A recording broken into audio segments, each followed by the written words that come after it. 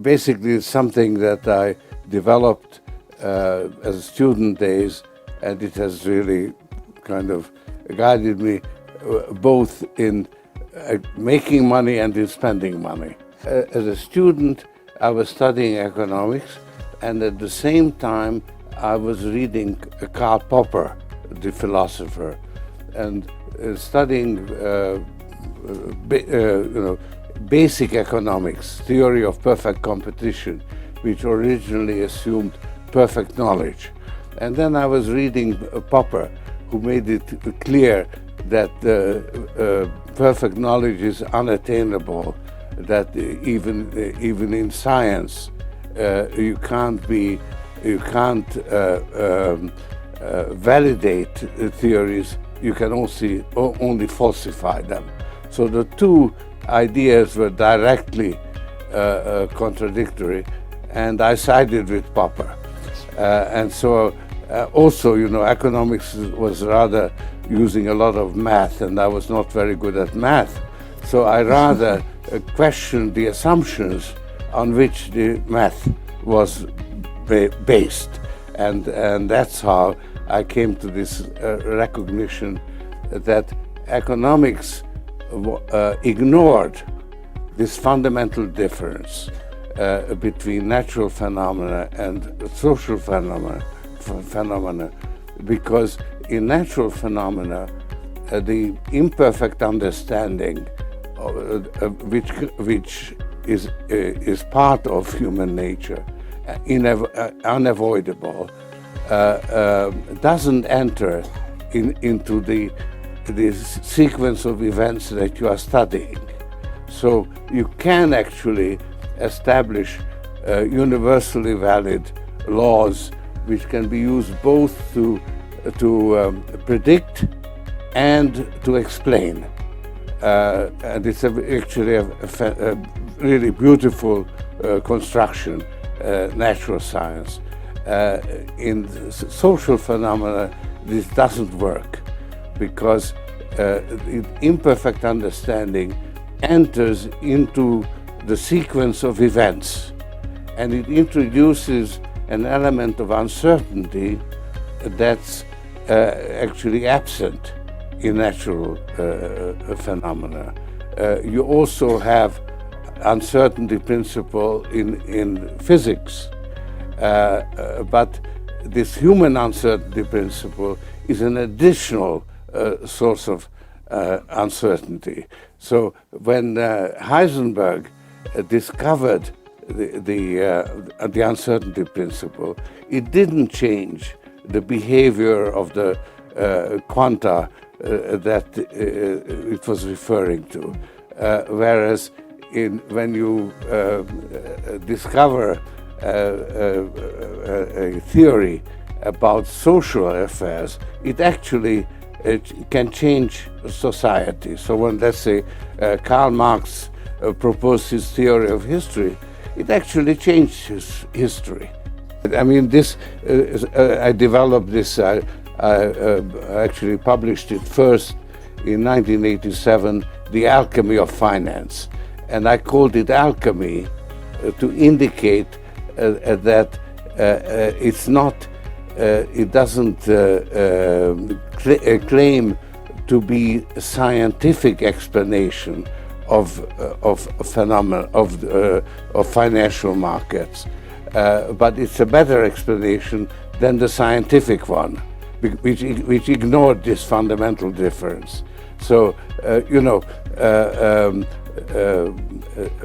alchemists made a big mistake when they tried to change the behavior of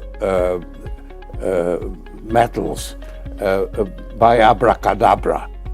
They should have gone into the financial markets, because there you actually can change the sequence of events by abracadabra.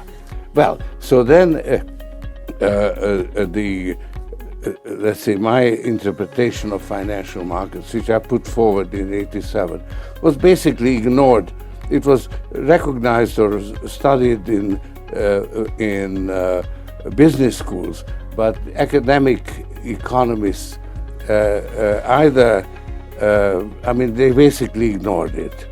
But then, with the financial crisis, which got serious in August 2007, but I actually pretty well predicted it at Davos in January 87, and then culminated in the bankruptcy of the Lehman Brothers. That really shook the existing efficient market hypothesis, rational expectations theory, because it did not actually allow for that to happen. So that's when this my construction, which is sort of built on two pillars of fallibility and reflexivity, it gained traction, and that was really when one could really start having public discussions about it. Until then, I developed it pretty well on my own because it wasn't seriously discussed. So it really requires a lot more development than it has had so far.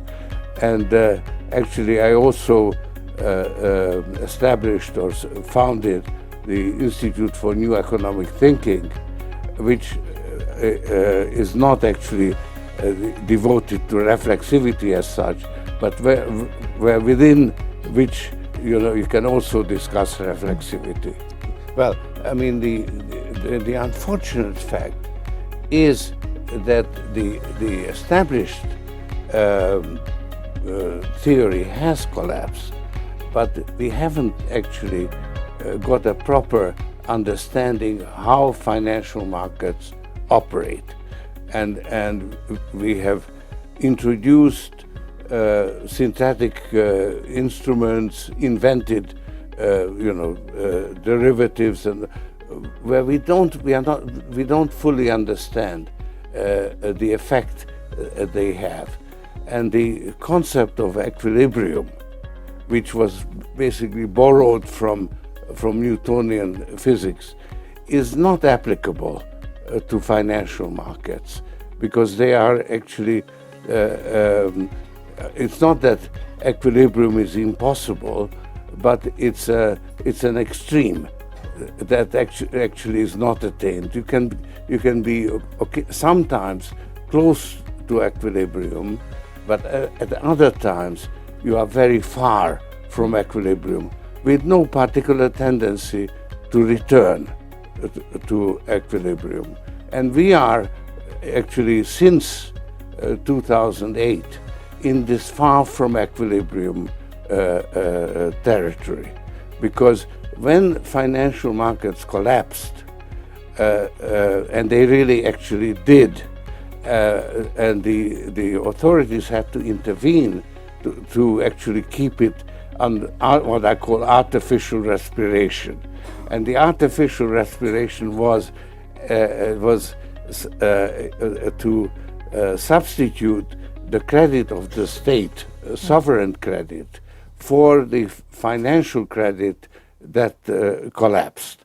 And that meant a sort of a delicate two-phase maneuver where you actually had to inject additional credit in a situation which was a crisis situation, which was brought about by too much leverage and too much credit.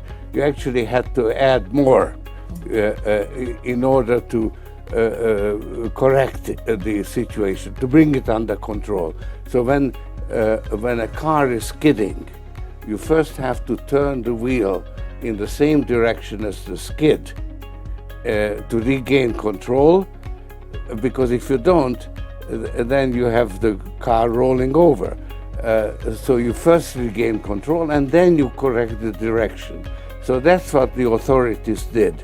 That was actually something that they learned from the previous occasion in the 1930s, when not doing this, when trying to balance the budget when you had insufficient demand, actually created a depression.